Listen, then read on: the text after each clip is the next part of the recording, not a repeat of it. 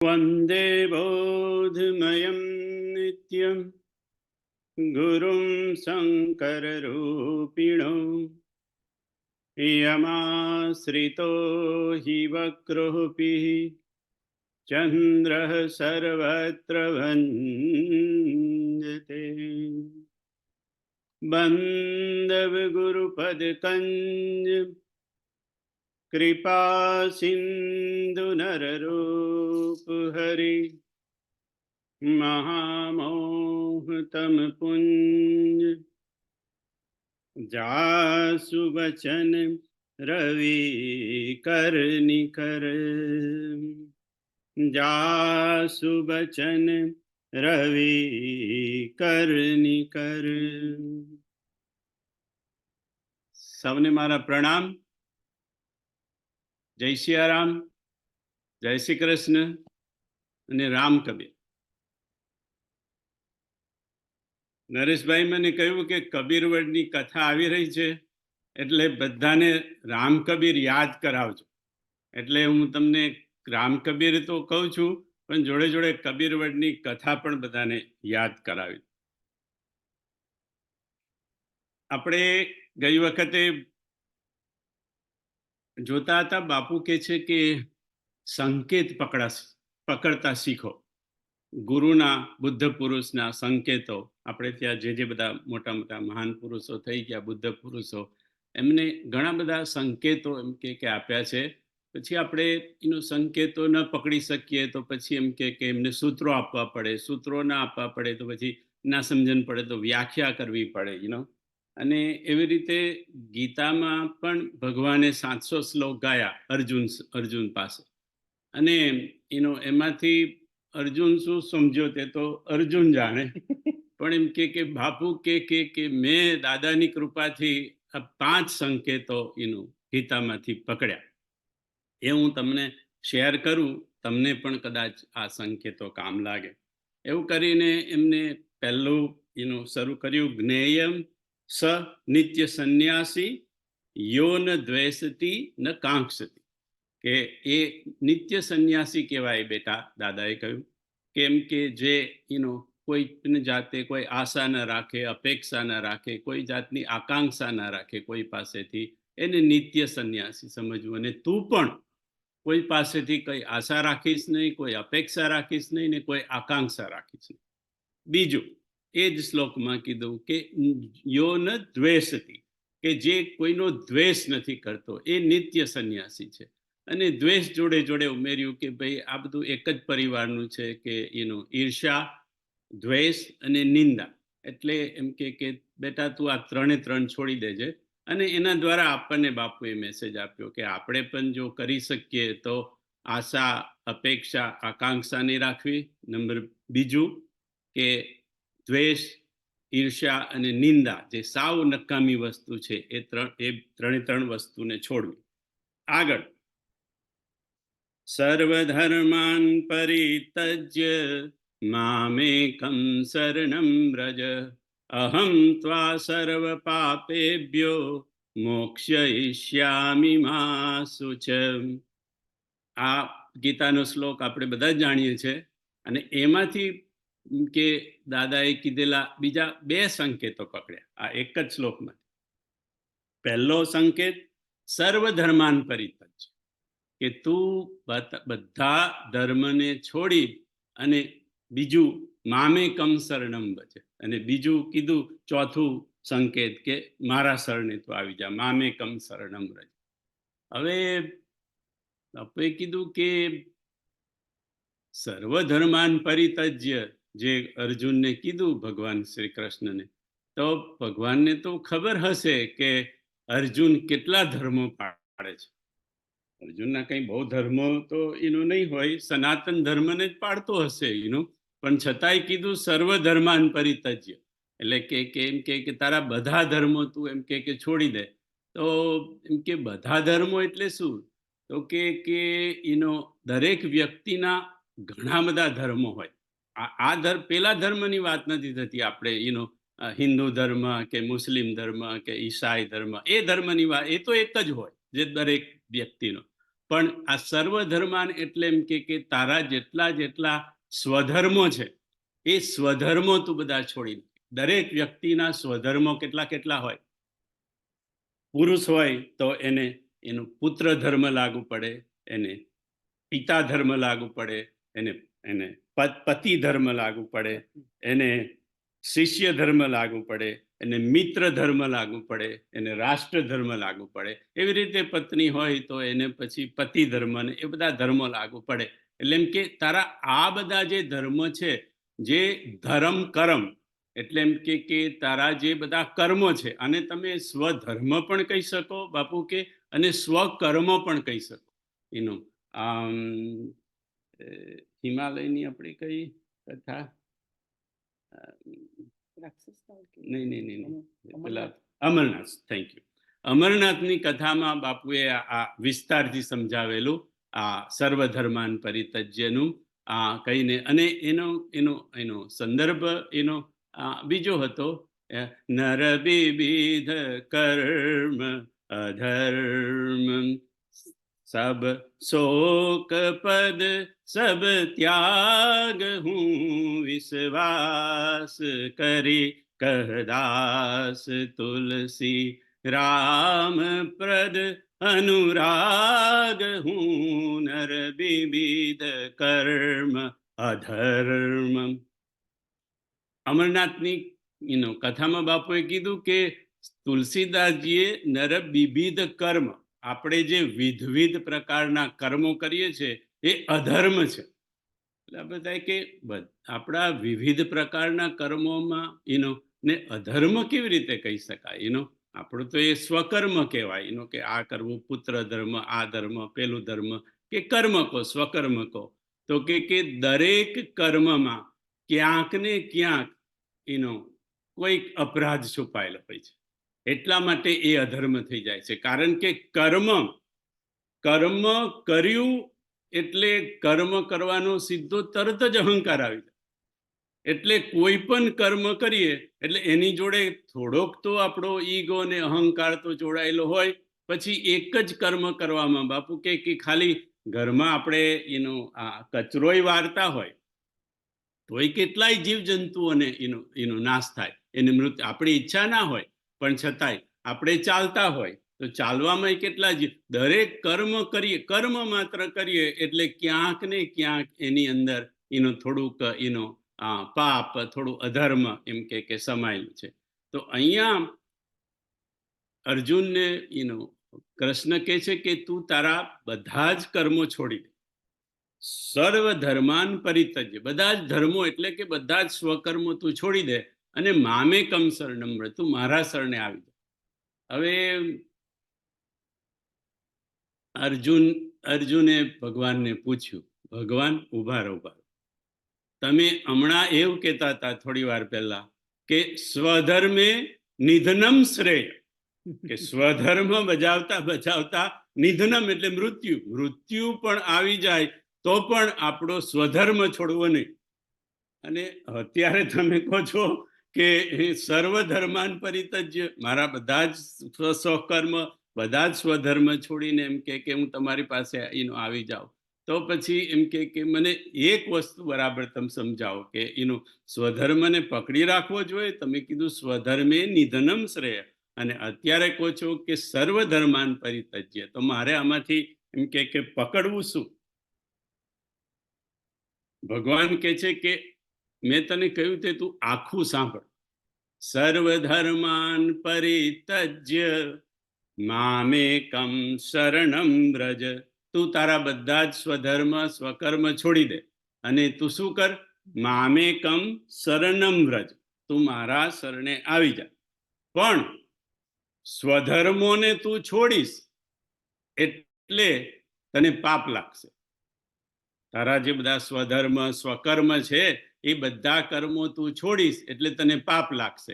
એટલે તરત જ કૃષ્ણે કીધું, અહમ ત્વા સર્વ પાપેભ્યો મોક્ષ્યિષ્યામિ મા શુચ, તને તારા સ્વધર્મ અને તારા સ્વકર્મ છોડવાથી જે કંઈ પાપ લાગશે એ બધા પાપોમાંથી મુક્તિ આપવાની જવાબદારી મારી. કારણ કે આપણે નથી કહેતા, ઘણા કોઈ કે ભાઈ આ બાવ આમ સાધુ થઈ ગયા, સંન્યાસી થઈ ગયા, ગિરનાર જતા રહ્યા. છોડ ભાઈ, ગિરનાર જતા રહે તો ઘરવાળા તો કે ને કે ભાઈ અમારો શું આ કે અમે તમને લોકોએ તો બુદ્ધને પણ કીધું કે ભાઈ એને ભલે બુદ્ધ ભગવાન કહેવાયા કે છે, પણ આવી રીતે યશોધરાને અને એના પુત્રને આવી રીતે મૂકીને જતું રહેવાય કે એટલે એમ કે કોઈ પણ વખતે તમે એમ કે સ્વકર્મને છોડશો એટલે ક્યાંક ને ક્યાંક તમને એમ કે પાપ તો લાગશે જ એમ કે, પણ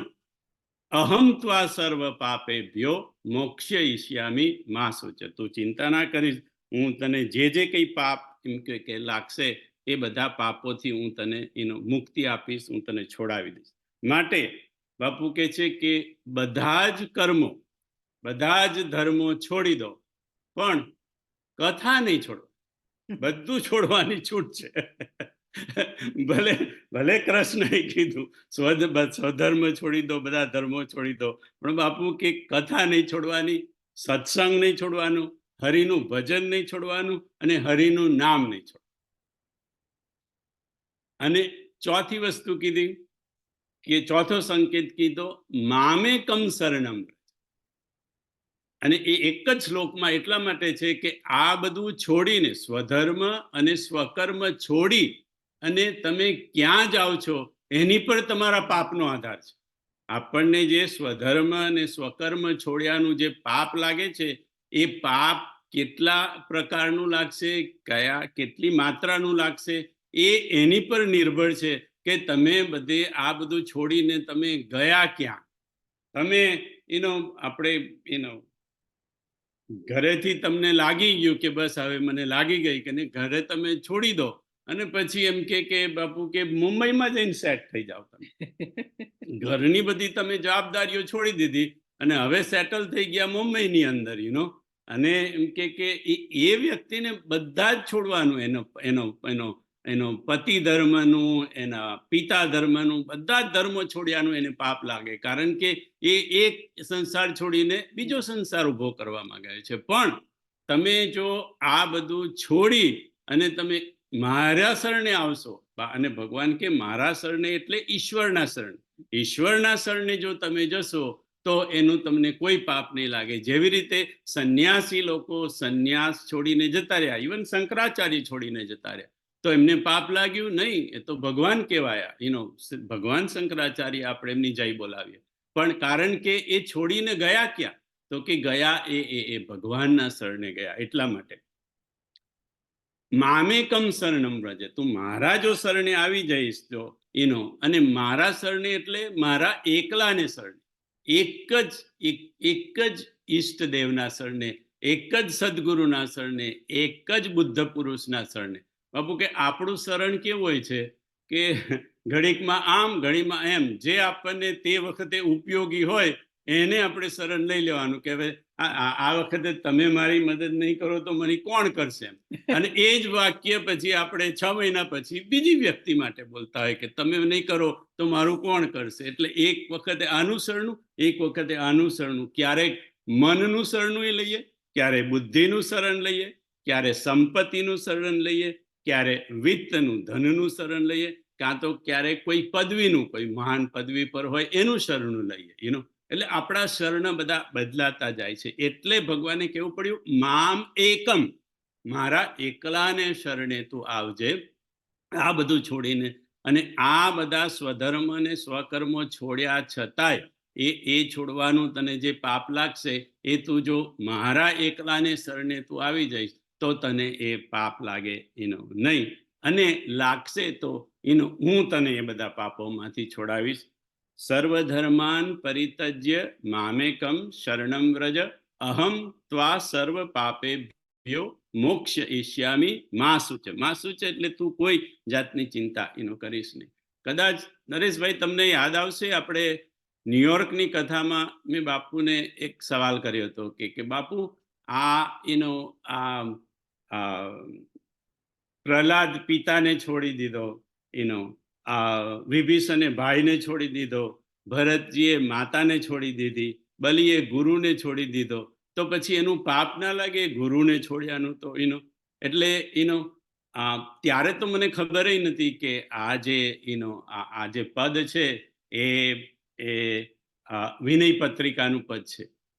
એટલી ખબર હતી કે રામાયણનું નથી, તુલસીના અન્ય ગ્રંથોનું છે.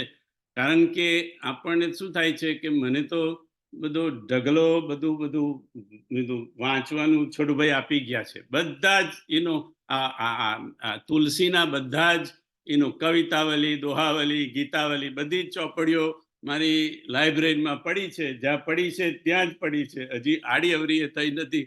કારણ કે રામચરિત માનસમાંથી છોડુભાઈ રામચરિત માનસમાંથી મેળ નથી પડતો. એમાં આ વિનય પત્રિકા ને દોહાવલી ને બધામાં ક્યાં પણ કથામાંથી સાંભળેલું. એટલે બાપુને પૂછ્યું કે બાપુ આવી રીતે ગુરુને તજ્યો બલીએ તો પછી એમ કે એનું પાપ ન લાગે, એમ કે એ યોગ્ય કહેવાય, એમ કે. એટલે બાપુએ ન્યુયોર્કમાં એનો જવાબ આપ્યો હતો કે એમ કે પ્રહલાદે પિતાને છોડ્યા. અને આ સંવાદ રામ મંદિરનો નથી, અયોધ્યા આવે ન્યુયોર્કની કથાનો, કે પ્રહલાદે પિતાને છોડ્યા, વિભીષણે ભાઈને છોડ્યો, ભરતજીએ માતાને છોડી, બલિએ ગુરુને છોડ્યા, અને વ્રજની નારીઓએ પોતાના પતિને, પોતાના પરિવારને છોડ્યો. પણ આ બધાને છોડીને આ લોકો ગયા ક્યાં? પ્રહલાદજી ક્યાં ગયા? વિભીષણ ક્યાં ગયા? ભરતજી ક્યાં ગયા? બલિ ક્યાં ગયો? અને વ્રજની નારીઓ એ લોકો બધી છોડીને ગયા ક્યાં? જાકે પ્રિયન રામ બૈરેહી, જાકે પ્રિયન રામ બૈરેહી, તાકો તજીએ કોટી બેરી સમ, તાકો તજીએ કોટી બેરી સમ, જદ્યપી પરમ સ્નેહી, જાકે પ્રિયન રામ બૈરેહી, તજ્યો પિતા પ્રહલાદ વિભીષણ, બંધુ ભરત મહતારી, બલિ ગુરુ તજ્યો કંત વ્રજ બની તની, બલિ ગુરુ તજ્યો કંત વ્રજ બની તની, ભય મુદ મંગલકારી, જાકે પ્રિયન રામ બૈરેહી. આ બધાને છોડ્યા, પણ આ છોડીને પ્રહલાદ કો, વિભીષણ કો, ભરત કો, બલિ કો અને વ્રજની નારીઓ એ બધા છોડીને ભગવાન પાસે ગયા. અને જો ભગવાન પાસે ગયા તો પછી ગીતાનો ન્યાય લાગી જાય, અહમ ત્વા સર્વ પાપેભ્યો મોક્ષ્ય ઈષ્યામિ મા સૂચ. એટલે આપણા બધા સ્વધર્મ અને સ્વકર્મ કરવા જ જોઈએ. ભગવાન કહે છે ગીતામાં, સ્વધર્મે નિધનમ શ્રેય. પણ છતાંય એમ કે સ્વધર્મ અને સ્વકર્મ છોડીને પણ જો તમે ઈશ્વર તરફ જાઓ તો તમને છૂટ છે અને એનું તમને કોઈ પાપ ન લાગે. રામચરિત માનસમાં પણ કહીએ, રામ ભજીએ સહબ કાજ બિસારી, શ્રુતિ સિદ્ધાંત હહી ઉરગારી, શ્રુતિ સિદ્ધાંત હહી ઉરગારી, રામ ભજીએ સબ કાજ બિસારી. તમે બધા જ કામ છોડી અને રામને ભજો. એમ કે શ્રુતિ એટલે વેદોનો પણ નિચોડ આ છે કે બધા જ કામ છોડી અને તમે રામને ભજી શકો છો. એ કર્મ, સ્વકર્મ અને સ્વધર્મ છોડ્યાનું તમને પાપ લાગે નહીં. એટલે બાપુએ કહ્યું કે ચોથો સંકેત મેં પકડ્યો, મામેકમ શરણમ વ્રજ, કે ભાઈ આ બધું છોડી અને એમ કે ભગવાનના શરણે જવું. ભગવાનના શરણે જવું એટલે ભગવાનનું નામ લેવું, ભગવાનની પૂજા કરવી, ભગવાનનું ભજન કરવું, હરિનું નામ લેવું અને કથા સાંભળવી, કથા છોડવી નહીં. પાંચમો સંકેત બાપુએ કીધો ગીતાનો, મન્મના ભવ મદ ભક્તો મધ્યાજી મામ નમસ્કુરુ મામે વેશ્યસી સત્યમ તે પ્રતિજાને પ્રિયોસી મે. પ્રતિજાને પ્રિયોસી મે. હે અર્જુન, મન્મના ભવ, તું મારામાં મન પરો, બીજું બધું છોડી દે અને મન તું મારામાં પરો. અને એમ કે તું આ રીતે તું મને નમસ્કાર કરીશ, મારામાં પરોવાઈ જઈશ, તો એવો વ્યક્તિ તું મને બહુ જ પ્રિય છે. એટલે બાપુ કે પાંચમો સંકેત મેં પકડ્યો ગીતામાંથી, દાદાના આશીર્વાદથી, પ્રિયોસ્મી મેં, કે તું મને પ્રિય છે. આવી રીતનું તારું જીવન હોય તો તું મને પ્રિય છે. આપણને બધા પ્રિય લાગે, પ્રિય લાગહુ મોહી રામ, એટલે કે આપણને બધા સિયા રામમય સબ જગ જાની કરહું પ્રણામ જોરી જુગ પાની રામ હી કેવલ પ્રેમ પિયારા જાની લેવું જો જાન નિહારા. બાપુ કે મેં પાંચમો સંકેત ને છેલ્લો સંકેત ગીતામાંથી પકડ્યો, જેટલો આપણાથી બની શકે એટલો બધાને પ્રેમ કરીએ. કારણ કે આ જીવન બાપુ કે બહુ ટૂંકું છે. લડાઈ કરવા માટે, ઝઘડા કરવા માટે, દ્વેષ માટે, ઈર્ષ્યા માટે અને નિંદા માટે આ જીવન બહુ ટૂંકું છે. એટલે આ ટૂંકા જીવનની અંદર જેટલું બની શકે એટલું બધાને પ્રેમ કરી દો, પ્રેમ કરી લો. જેટલો પ્રેમનો વિસ્તાર થાય એટલો કરો. આપણી તાકાત હોય કે આપણે ખાલી ઘરનાને જ કરી શકીએ તો એટલે સુધી વાંધો નહીં. થોડી આપણી તાકાત વધે તો આખા કુટુંબને, પરિવારને કરો. એનાથી થોડીક આપણી પ્રેમની તાકાત વધે તો આપણા આખા સમાજને પછી ધીરે ધીરે ધીરે ધીરે ધીરે ધીરે આગળ વધતા વસુધૈવ કુટુંબકમ સુધી યાત્રા કરવાની છે. પણ ચાલો, વસુધૈવ કુટુંબકમ સુધી તો આપણે ના પહોંચી શકીએ, પણ આપણે છોટુભાઈ કિચન સુધી તો પહોંચી શકીએ ને. સૌથી વધારે તકલીફ તો આપણને ત્યાં જ છે. હવે અહીંયાથી જો શરૂ થઈ હોય તો વસુધૈવ કુટુંબકમ તો બડી દૂર નગરી. એટલે પણ હવે બાપુ કે છે કે પાંચમો સંકેત મેં પકડ્યો અને જો બની શકે તો તમે પકડો. એમ કે પ્રિયોસ્મી મેં, તું મને પ્રિય છે. આપણે બધાને પ્રિય થઈએ અને આપણને બધા પ્રિય લાગે. કારણ કે આ જીવન બહુ ટૂંકું છે. અને એમાં બાપુએ પાછો એક ઉપનિષદનો શ્લોક કીધો, એ ખાલી હું વાંચી જાઉં છું, કારણ કે હું એ કહેવા રહીશ અત્યારે તો બીજો કલાક નીકળી જશે. નાહમ દેહો જન્મ મૃત્યુ કુતો મે, નાહમ ચેતો શોક મોહો કુતો મે, નાહમ પ્રાણો છૂત પીપાસા કુતો મે, નાહમ કરતા બંધ મોક્ષો કુતો મે. નાહમ દેહો, હું દેહ નથી, તો પછી મને જન્મ મૃત્યુ કેવી રીતે આવી શકે? કારણ કે હું દેહ નથી. નાહમ ચેતો, હું ચિત્ત નથી, તો પછી મને શોક ને મોહ કેવી રીતે થઈ શકે? ચિત્ત કો મન કો બાપુ કે.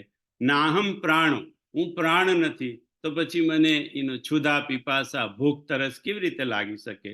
અને નાહમ કરતા, હું કરતા જ નથી, તો પછી મને બંધન ને મોક્ષ કેવી રીતે હોઈ શકે? તો તું છે કોણ? તો કે હું તો શિવોહમ શિવોહમ શિવોહમ શિવોહમ શિવોહમ શિવોહમ, હું શિવ છું.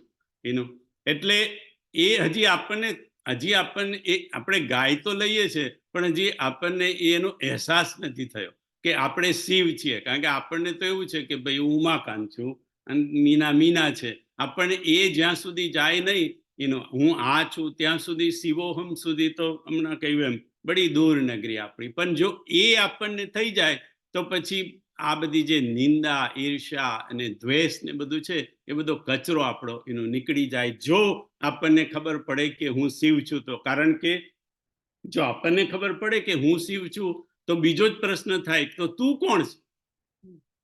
અને પછી થાય કે ભાઈ એ શિવ છે, હું શિવ છું તો એ બીજોય શિવ છે ને. એટલે પછી હવે આપણે ગાય તો જઈએ, સિયા રામમય સબ જગ જાની, કરહું પ્રણામ જોરી જુગ પાની. આ ગાય જવું તો બહુ સહેલું છે, સિયા રામમય સબ જગ જાણી, પણ ધીરે ધીરે ધીરે અને ઉતારવું એ ઘણું અઘરું છે. હવે આપણે 5મા દિવસની શરૂઆત કરી.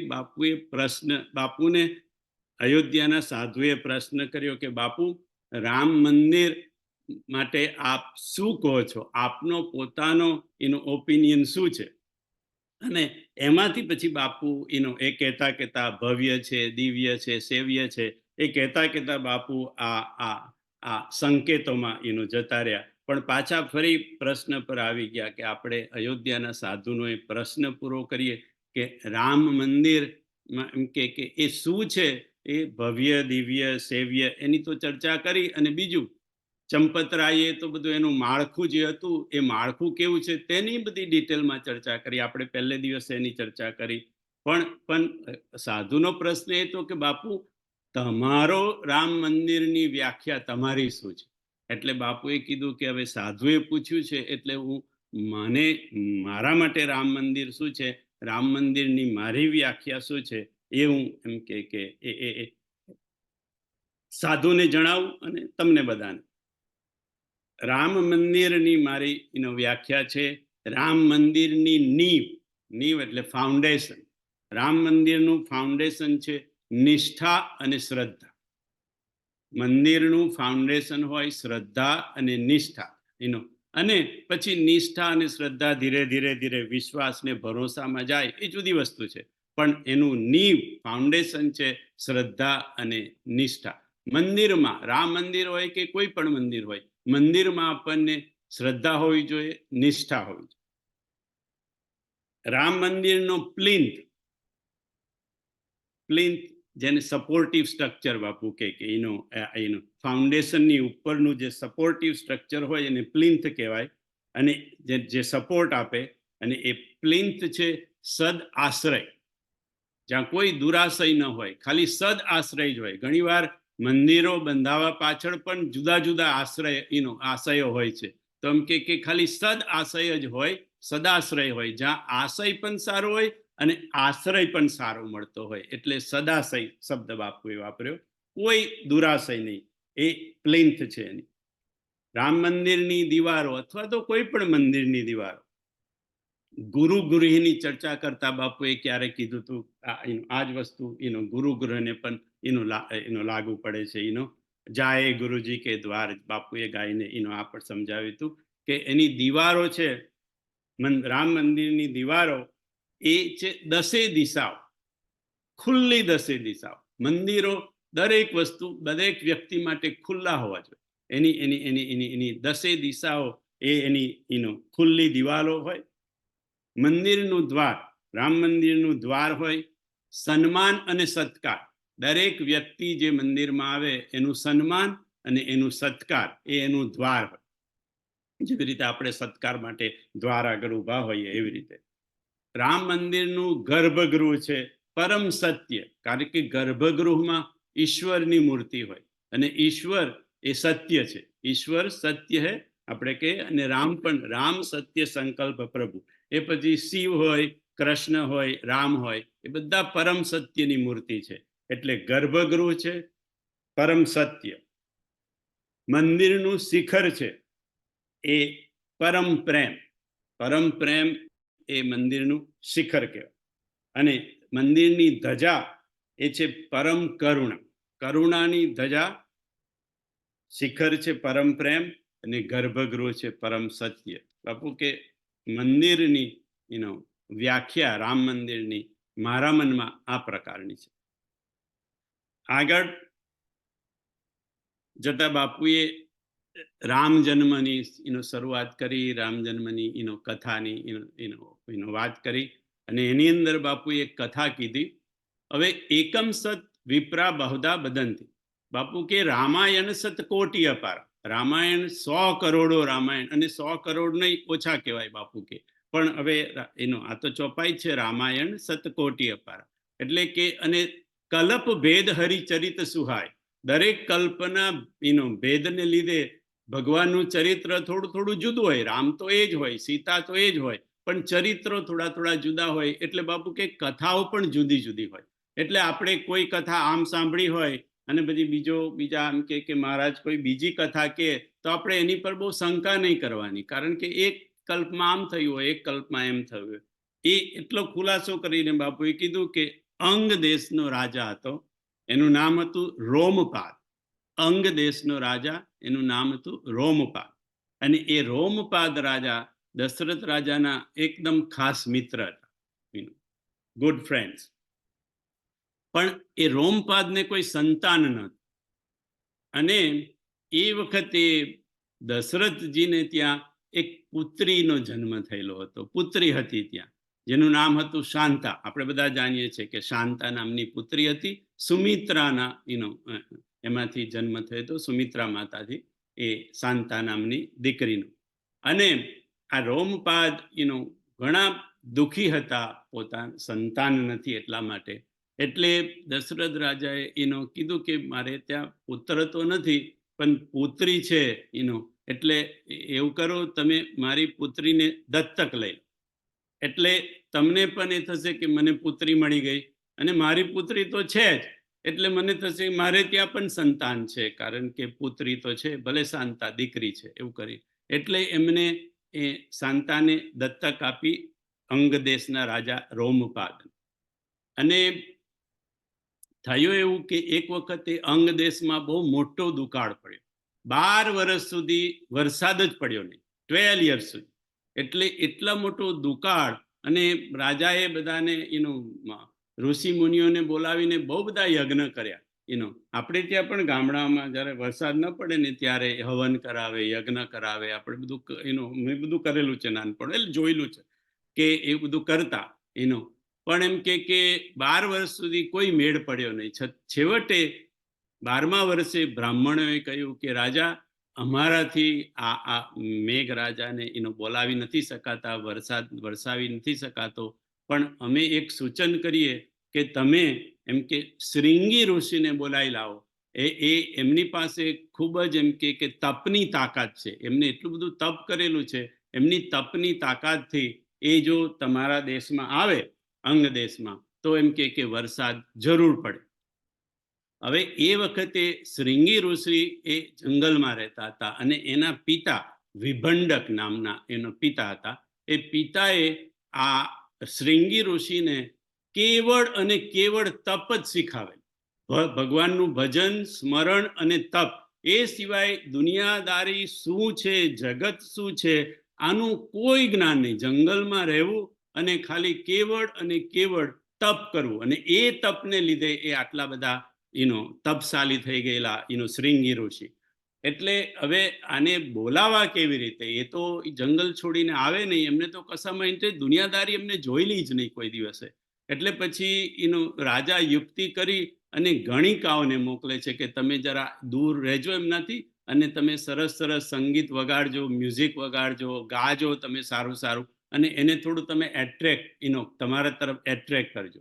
એટલે અંગ દેશમાંથી ગણિકાઓ જઈ અને એને એટ્રેક્ટ કરે છે. તો એમને નવાઈ લાગે છે કે આ શું બધું વાગે છે, પણ લાગે છે બહુ સરસ, કારણ કે એમને કોઈ દિવસે કોઈ વાજિંત્રો સાંભળેલા નહીં. એટલે એમને વાજિંત્રો ગમ્યા. આ બધી નાચતી હતી, એટલે એમને નાચ શું કહેવાય એ બધું કંઈ ખબર નથી, પણ એમને એવું થયું કે આ બધું સારું લાગે છે એમ કે. એટલે ધીરે ધીરે એ થોડા આકર્ષાયા આ બધી ગણિકાઓ પ્રત્યે. અને પછી એને કીધું કે તમારે એમ કે ઋષિ જો તમારે વધારે જોવું હોય તો આવું તો બધું અમારા ગામમાં બધું બહુ થાય છે એમ કે અમારા અંગ દેશમાં તમે આવો. એવું કરીને ધીરે ધીરે લોભાવી અને શ્રીંગી ઋષિને અંગ દેશમાં લઈ આવે છે. અને અંગ દેશમાં જેવો એમનો પ્રવેશ થાય છે તરત જ વરસાદ વરસવાની શરૂઆત થઈ જાય છે અને દુકાળ પૂરો થઈ જાય છે. હવે દુકાળ તો જતો રહ્યો, પણ પછી અંગ દેશના રાજા રોમપાદને થયું કે જ્યારે એમના પિતાને ખબર પડશે, વિભંડકને, કે મારા દીકરાને આવી રીતે આ લોકો ચાલાકી કરીને આમાં લઈ ગયા અને આ બધી વસ્તુમાં, મ્યુઝિકમાં અને ગણિકાઓમાં ને બધામાં ફસાવી દીધો, તો વિભંડકનો શ્રાપથી આપણે કેવી રીતે બચીશું? એટલે પછી એ લોકોએ ઉપાય કર્યો કે આપણે એવું કરીએ કે આ શ્રીંગી ઋષિને આપણે જમાઈ બનાવી દઈએ. અને પછી કહે કે નહીં, અમે એમને ફસાવા માટે નતા લાયા, અમારે તો એમને જમાઈ બનાવવા હતા, એટલા માટે એમની પણ ઈચ્છા હતી એ કે જમાઈ લગ્ન કરવાની, કારણ કે ત્યાં સુધીમાં બધું થોડા આકર્ષાયા હતા. એટલે પછી એમ કે શાંતાનું અને શ્રીંગી ઋષિનું લગ્ન કરાવીને જમાઈ બનાવી દીધા, એટલે વિભંડકના શ્રાપમાંથી બચી જવાય એટલા માટે. હવે બાપુએ આ જ કથા, આ કથા નહીં પણ શ્રીંગી ઋષિની કથા આપણને બીજી એક કથામાં જુદી રીતે પણ કહી છે કે દશરથ રાજાને પુત્ર નહોતો, પુત્રી તો હતી શાંતા, પણ પુત્ર નહોતો. એટલે એમ કે એમને પુત્ર કામેષ્ટી યજ્ઞ કરવો હતો. એટલે વશિષ્ઠજીને કીધું કે ભાઈ તમે પુત્ર કામેષ્ટી યજ્ઞ કરાવો. વશિષ્ઠજીએ કીધું કે પુત્ર કામેષ્ટી યજ્ઞ કરાવવાની તાકાત મારામાં નથી, એમ કે તમે શ્રીંગી ઋષિને બોલાવો.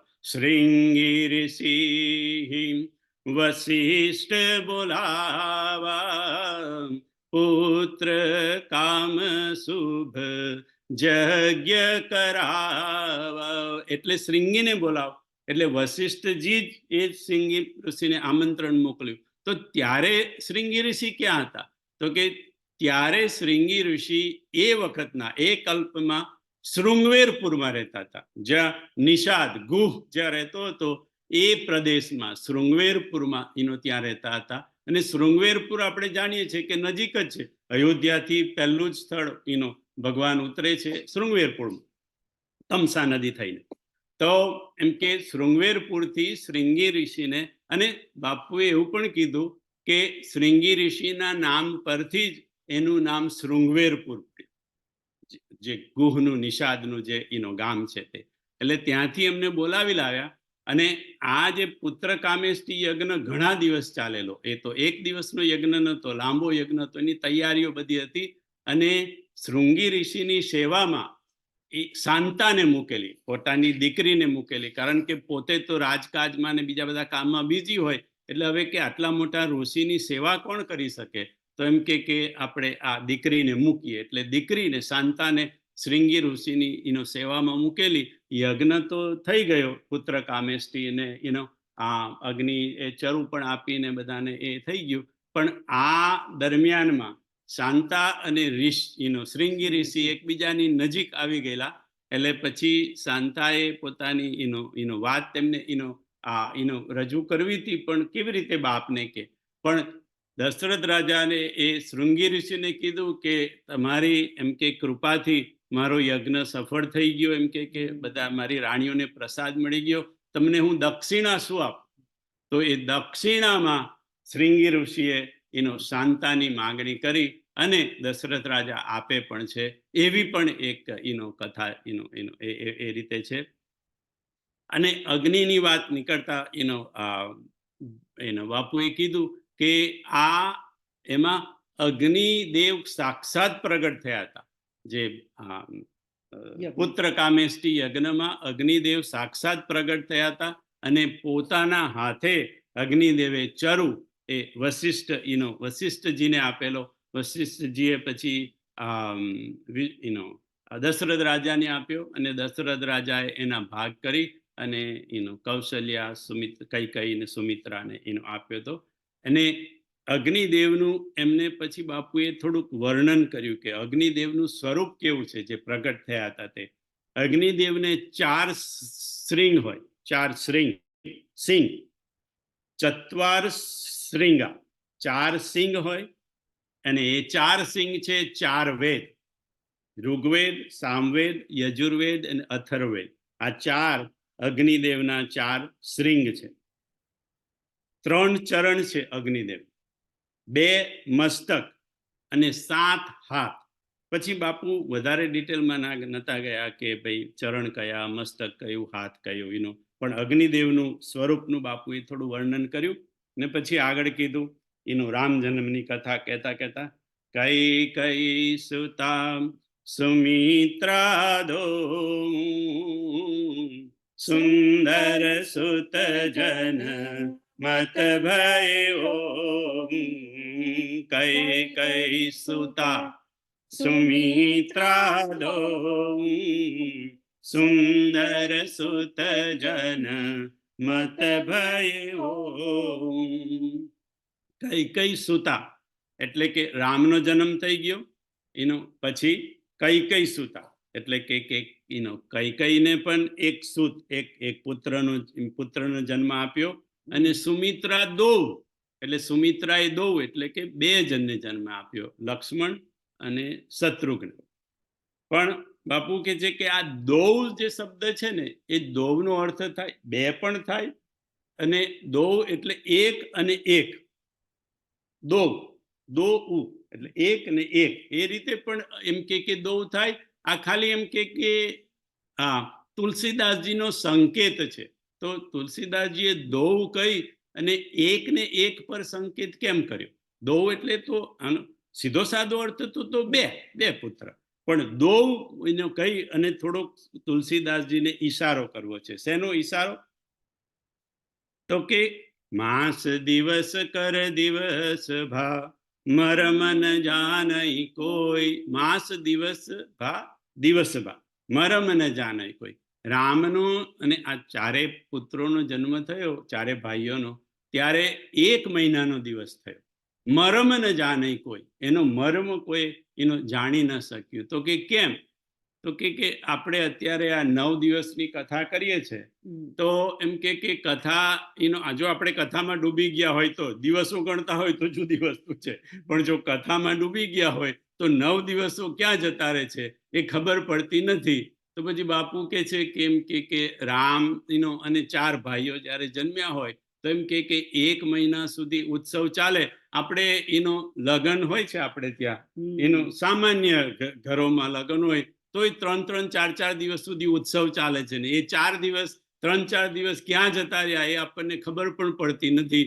એનો મા બાપ તો લગભગ 1 કે 2 કલાકની ઊંઘ માંડ લેતા હોય તો પણ ખબર નથી પડતી. એમ કે કારણ કે આપણે એટલા બધા આનંદમાં ડૂબેલા હોઈએ કે સમય કેમ જાય ખબર પડતી નથી. તો રામ જન્મ વખતે બાપુ કેવું થયું હતું કે રામજી જન્મ્યા રામનવમી ને દિવસે, નવમી ભૌમ 12 મધુમાસા અવધપુરી ચરિત પ્રકાશા. આ તો રામ માનસના જન્મનો, પણ માનસનો જન્મ એ રામના જન્મને દિવસે, રામનવમીને દિવસે જ હતો. નવમી એટલે નવમીનો એનો તિથિ હતી ભૌમવાર. ભૌમવાર એટલે મંગળવાર. નવમી તિથિ ભૌમવાર, એનો મધુમાસા એટલે ચૈત્ર માસ, એની અંદર રામનો જન્મ પણ થયો અને રામચરિત માનસનો પણ જન્મ એ જ દિવસે થયો. તો રામજીનો જન્મ થયો નવમી. ભરતજીનો જન્મ થયો બાપુ કે છે 9મી અને 10મીની વચ્ચે. એમ કે એટલે તિથિ પ્રમાણે એમ કે 10મી થઈ ગઈ.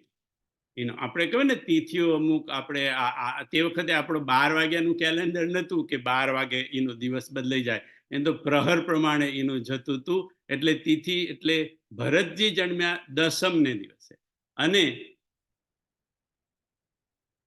લક્ષ્મણ અને શત્રુઘ્નનો જન્મ થયો 11ને દિવસે. એટલે રામ 9મીને દિવસે, ભરતજીને 10મને દિવસે અને લક્ષ્મણ અને શત્રુઘ્ન એ 11 એટલે 11નો દો, 1 ને 1 દો. અને રામ મંગળવારે જન્મ્યા, ભરતજી બુધવારે જન્મ્યા, મંગળ અને બુધની વચ્ચે પણ આપણે બુધવાર કહી શકીએ. અને લક્ષ્મણ અને શત્રુઘ્નનો એનો જન્મ થયો એ ગુરુવારે થયો. એટલે મંગળ, બુધ અને ગુરુ. એટલે હજી એક જન્મના સમાચારના ઉત્સવ તો હજી ચાલુ હતા, અને એની અંદર પાછા બીજે દિવસે ભરતજીના ઉત્સવનો શરૂ થયું અને એના પછી તરત બબે જન્મ થયા, દો લક્ષ્મણ, એટલે તો પાછો ડબલ ઉછાળો આવ્યો. એટલે બાપુ કે એ ઉત્સાહમાં ને ઉત્સાહમાં એમ કે મહિનો ક્યાં જતો રહ્યો એ ખબર ના પડી. એટલે માસ દિવસ કર દિવસ ભા મરમ ન જાનઈ કોઈ. અને પછી બાપુ કે જો તુલસીદાસજી એવું લખતા હોય કે મરમ ન જાનઈ કોઈ, કોઈ પણ મરમ ના જાણ્યું, તો આપણે બધી કયા ઝાડની થોડી વાર કે ભાઈ આપણી શું સમજણ કે મરમ ન જાનઈ કોઈ, કોઈ નતું જાણી શક્યું, તો આપણે કેવી રીતે. પણ આટલો અર્થ લઈ શકાય કે ઉત્સાહ તે વખતે એટલો બધો હતો અને હજી ઉત્સાહ થોડોક ઓછો થાય ત્યાં તો બીજા સમાચાર આવ્યા, ને એ ઓછો થાય ત્યાં સુધીમાં તો બીજા ડબલ સમાચાર આવ્યા. એટલે એમ કે મહિના સુધી આ ઉત્સવ ચાલેલો. એટલા માટે રામ એનો જન્મનો ઉત્સવ મહિના સુધી ચાલ્યો. બાપુએ કીધું કે રામ નામ એ મહામંત્ર છે. મહામંત્ર જોઈ જપત મહેશુ, કાશી મુકુતિ હે તો ઉપદેશુ.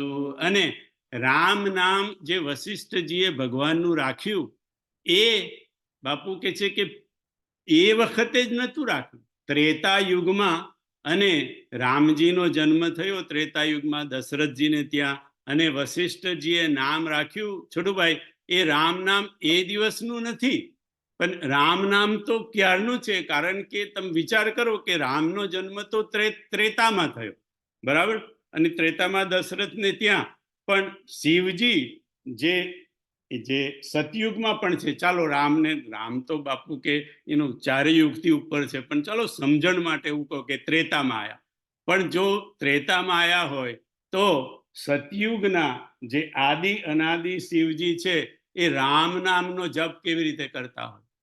એટલે એમ કે બાપુએ દાખલો આપ્યો, હમણાં આ કથામાં પણ રિપીટ કર્યું હતું, કે એમ કે જેવી રીતે કોઈકનું નામ રમેશ હોય અને એ રમેશ નામ તમે તમારા દીકરાનું રાખ્યું, તો એ રમેશ નામ તમારા દીકરાના નામ રાખતા પહેલા કોઈ પોતાના દીકરાનું નામ જ નહીં રાખ્યું હોય રમેશ. એટલે કે આ રામ નામ તો વશિષ્ઠજીએ દશરથજીના દીકરાને આપ્યું. ઉમા નામ હોય, ઉમા લો ને આપણે ઉમા નામ રાખ્યું, તો ઉમા ક્યારેય નામ નહીં રાખ્યું હોય. સતયુગની અંદરથી ઉમા તો ચાલતા આવ્યા છે. એટલે એમ કે નામ આ દશરથજીએ રાખ્યું, પણ રામ નામ તો આદિ અનાદિ છે.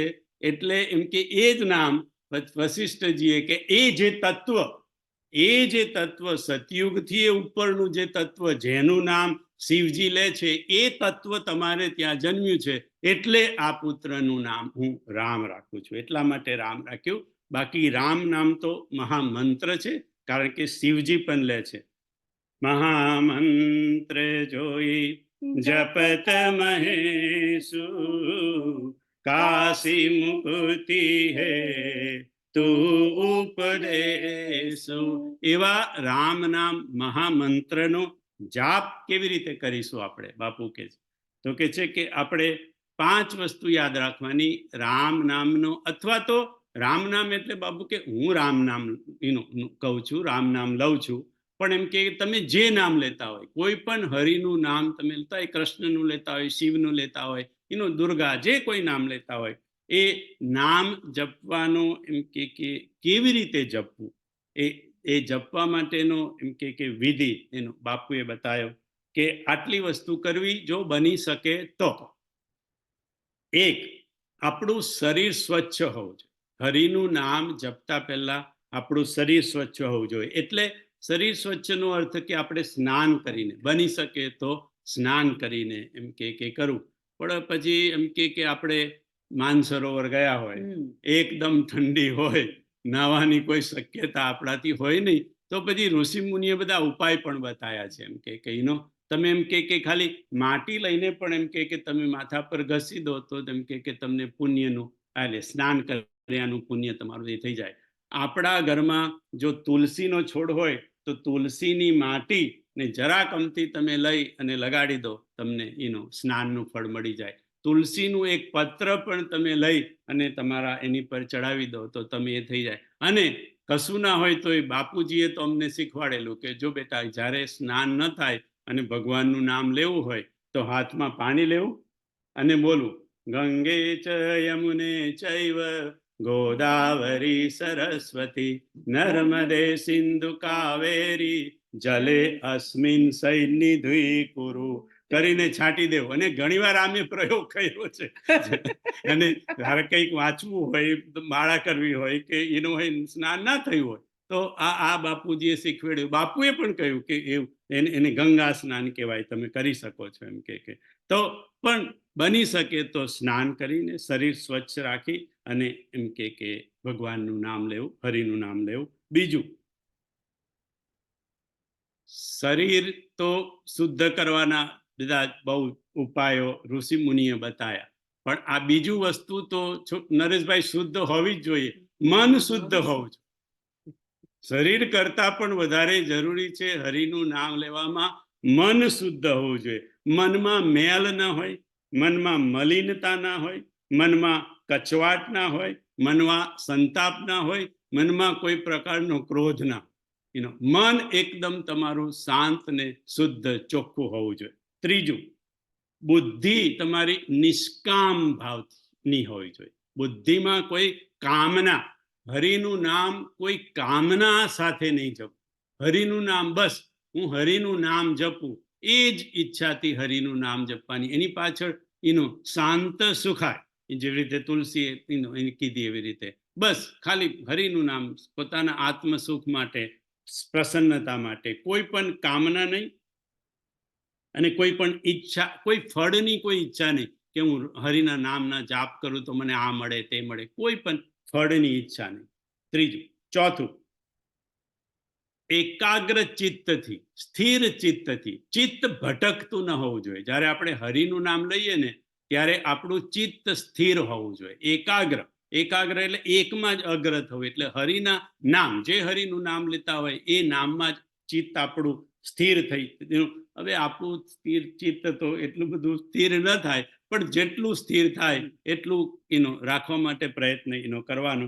અને પાંચમું, બાપુએ કીધું દેખાડો કરવા માટે હરિનું નામ નહીં લેવું. આપણે તો માળા આમ પેલી આમ બહાર રાખીને બધાને કે ભાઈ જો હું માળા કરું છું આપણે આપણા ઘણા બધા જાપ, પૂજા પાઠ એ ઘણીવાર દેખાડો કરવા માટે ના હોય છે. બાપુ કે દેખાડો કરવા માટે તો કદી નહીં કરવું. એમ કે હરિનું નામ દેખાડો કરવા માટે, વાહવા માટે, તમે તો કેટલું બધું ભગવાનનું નામ લો, કેટલી ભગવાનની પૂજા કરો, આ દેખાડો કરવા માટે ક્યારેય હરિનું નામનો ઉપયોગ નહીં કરવો. પણ આપણું શરીર શુદ્ધ ના થઈ શકે, મન શુદ્ધ ના થઈ શકે, બુદ્ધિ આપણી નિષ્કામ ના થઈ શકે, ચિત્ત એકાગ્ર ના થઈ શકે અને દેખાડો કરવાની આપણી વૃત્તિ ના જાય ધારો કે, તો શું પછી હરિનું નામ નહીં લેવાનું? કે ભાઈ શરીર શુદ્ધ નથી, મન શુદ્ધ નથી, બુદ્ધિ શુદ્ધ નિષ્કામ નથી, ચિત્ત એકાગ્ર નથી અને આપણી દેખાડો કરવાની વૃત્તિ જતી નથી, તો પછી હરિનું નામ છોડી દેવાનું, નહીં લેવાનું? બાબુ કે નહીં. ભાય કુભાય અનખ આલસ હું, નામ જપત મંગલ દિશિદસ હું, નામ જપત મંગલ દિશિદસ હું. આ પાંચે પાંચ વસ્તુ છોડુભાઈ ના થાય તો ચિંતા નહીં કરવાની, નામ લેવાનું.